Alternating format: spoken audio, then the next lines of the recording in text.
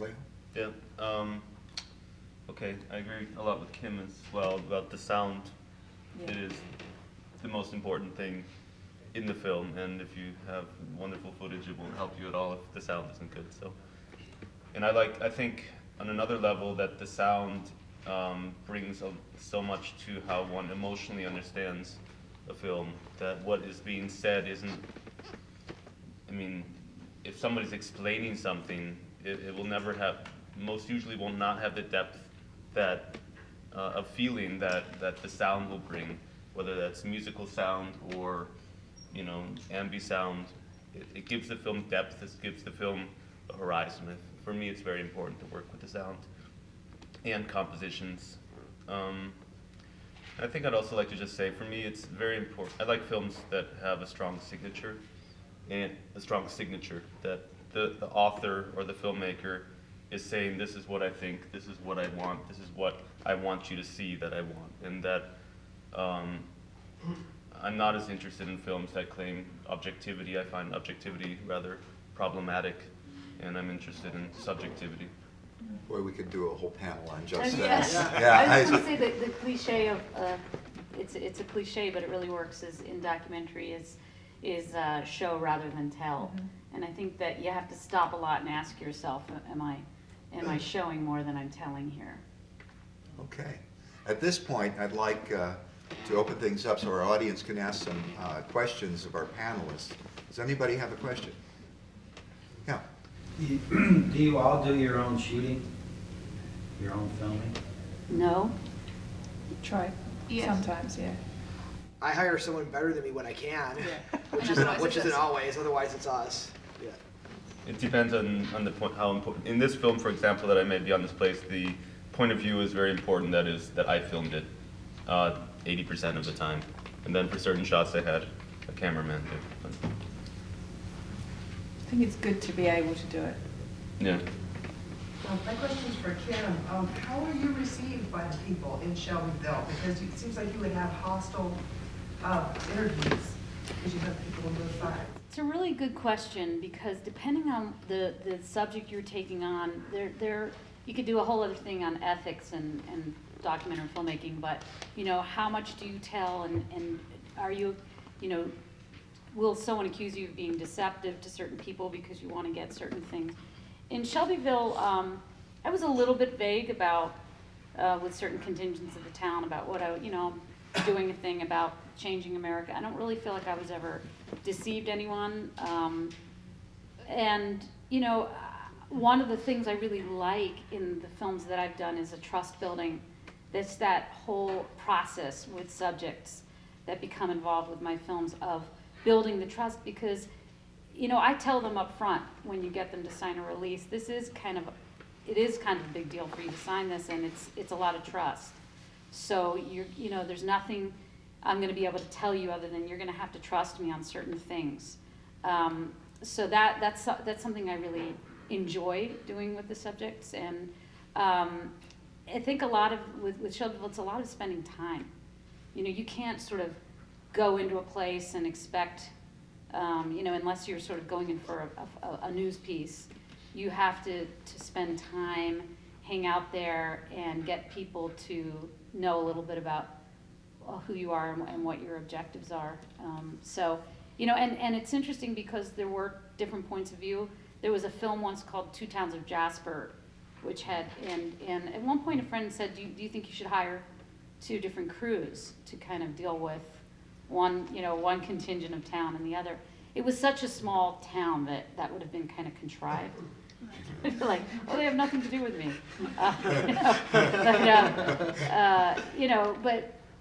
But anyway, you know, and I think and there were different challenges. Like I dealt with these Somali refugees who had already been treated really bad by local media. So how are they from Somalia supposed to understand that independent documentary is different than that Fox Channel News that did a piece on you in Nashville? So it takes time and sort of, you know, one of the things I think I made a mistake with that general rule is I don't show people footage, you know, subjects footage along the way. I think with them it might have helped to show them some assembled things to give them a better, rather than just telling them to say, see here. So, you know, you think you have these kind of things, well, I don't do that, and you have to adapt along the way and try to figure out how to build that trust and get what you need to get. I think also on that note, for our documentary series, what we always tell our subjects is, you know, we can only tell the story that you share with us. And I think that's part of the trust building, is that when they open up, we can, you know, I always said there's only one thing I ask of you, is to be open and honest. And then we can be open and honest with the story that we tell. But if you're dealing with a subject who's holding things back and not sharing, it always ends up not feeling real or weird. Yeah, or, I mean, unless that's just who their character is, obviously, that's what you're going with, but yeah. Other questions? Yeah, go ahead. I'm glad you're focusing on this element of time and trust, because it means does it not, that the filmmaker has to be prepared to spend time. Your example, Kim, reminds me of Barbara Koppel's film on Harlan County. Mm-hmm. The striking reminders where she had to just become part of the community for almost a year Right. before she was trusted and before the people could open up. So I guess filmmaker has to be prepared to spend that kind of time in order to get some authenticity in the final product. Okay, that was just a comment. Yeah, I was going to say, is there a question attached to that or no? Yeah, isn't it true that you have to? Yeah, Yes. but I think there really is this issue. You have to really think hard and sit well with the ethics. One of my characters told me this whole long story in our interview that had to do with a rape. And sometime later she said, I've talked to my family. I'm really not comfortable with people in this town knowing that. And please don't use that. And I didn't. It wasn't as much of a dilemma as it might have been if I thought, oh my God, that's going to make the film. It wasn't really a necessity to reveal that, but I think, those things come up about these are real people, and you really do impact their lives with what you do, with what they tell you, and the way you put it together. And you have to respect your subject too, like you have to. Yes, yeah, there's a respect and a trust, hopefully, that, that you're not just there to exploit, and I can give you 5 examples of that I've had to confront and really sit and think about what I wanted to do about, certain footage. But the time is not just, about the trust, which is absolutely true, but it's also about you finding the story. I think, as filmmakers, if you come in somewhere, we always have ideas of what we think it's going to be or what we think we're going to set out to be, but spending the time with those people, that's when you find, the different layers and the different twists and turns in your story. Yeah, we always say go out with, sort of like your plan, but be ready to throw it out the window at the first, sniff of a more real story of what's really going on. Because sometimes you think you're walking into one situation, you get there, it's completely different. And I think the smart filmmaker trusts what's real. And I think that some of the poorer films, the films that have less of an impact, are the ones that try to stick to this preconceived notion of what the filmmaker set out to get. So. But the flip side is, I don't know if you guys have had this happen, the flip side is when something happens you didn't expect that is really juicy, but it actually, in the end, isn't at service to the film. Right. And yeah. and you have to sit with it and say, oh my God, I didn't know that guy was going to get assassinated. This happened to me in a film in Burma. This happened to you? No, that's where I was in this town and this rebel leader got killed, and we were invited to the funeral and no one else was there. It was this crazy dramatic footage, but in the end it really didn't serve. It's a detour. And It was a detour, and you can't just to sort of find a way to use this stuff because it's really juicy in and of itself. It's like you have to be kind of cruel about it and say, well, It doesn't move the story That- forward.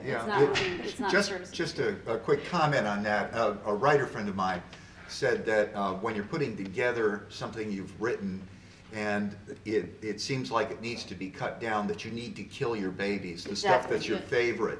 So when you get a thing that stands out like that, it's very much a parallel, I would imagine. Absolutely. It's Or a sensational, but what's it doing here? Or a scene that you just Yeah. are in love with that your editor cut, And in the end, when you put the whole thing together, he's like, you can't have 4 scenes like this structure. You got to get rid of one of them. Yeah. You know, and it happens. The dean here, I believe, has got a question. I have a follow-up on the time question, because as somebody who's not involved in film, one of the things that surprised me is just the amount of time that you're spending. I think some of you said years spending it. So is there, I mean, is this the normal thing that documentaries take years to produce? And then the second question is, if you're spending 5 years on a film, do you multitask? Do you start on a second film during that time, or do you just stick with one project until it's finished and then go on to the next one? Well, yours was 9 years, right? Yeah. She got us beat. No, this is my first film, so I had to finish it, but I didn't have an ending. So I had invested time in it, and I just had to finish it. So it's, you know, it's silly me for choosing a subject that didn't have, you know, but some people, they know that there's going to be a big show that is going to open, so they're going to follow the actor in rehearsal, performance, and then after it, and that's, you know, and they know that that's going to be 6 months. There are filmmakers that do that. Then some, you know, you fall in love with a subject that the journey doesn't end, so you keep going, and you have to work, and you have to get more money to keep shooting, so it's just, you know, it's a choice thing. I don't think I would want to make another film that took this long, frankly, but and I won't. I think, you know, that's another reason why I think, you know, issue docs have a good time getting funded right now, because you can set out waiting for Superman and go, okay, I'm going to research for this amount of months, and then I know these kids are hitting the lottery, and that'll be my through line, and the rest is talking heads. You can budget, schedule, and know that by this date you have your movie, regardless of the outcome. You don't know how it's going to end because you can't decide on the lottery, but you have your movie regardless. But if you're following a personal story, nobody can predict the future. In our case, our movie really had one of 2 endings, and I just would pretty much get away. But listen, Steve, his goal was to get on Letterman, you know, or he was going to die trying. I mean, either he was going to get on the show, or the cancer was going to beat him. There was no way to predict how long that was going to take, which is exactly why it was impossible for us to get funding. So we ended up filming for 5 years. Steve issued the challenge to me that even if he died, we had to finish the movie and still make it funny. I said it'll be a lot easier if you live, you know, hopefully laughter really is the best medicine, and I think, you know, he's proof that it is. But there was no way anyone was going to fund that. I do think that the great thing about a doc with an ending is you can convince people to give you money to shoot for a year, or to shoot for 6 months, or a portion. As far as side projects, yes, we have our entire television career, it went from nothing to growing during that time, because otherwise we couldn't have supported the doc. So I think you have to multitask. As much as it's not practical, I would say longitudinal films that take place over are some of the most powerful ones, because it's that, in documentary, it's that magic of seeing someone 5 years later. It's the magic of being able to edit time. So the more time that you cover, in a way, the more magical that seems. So Yeah, it's for not sure. real practical, but some of the best docs I know do cover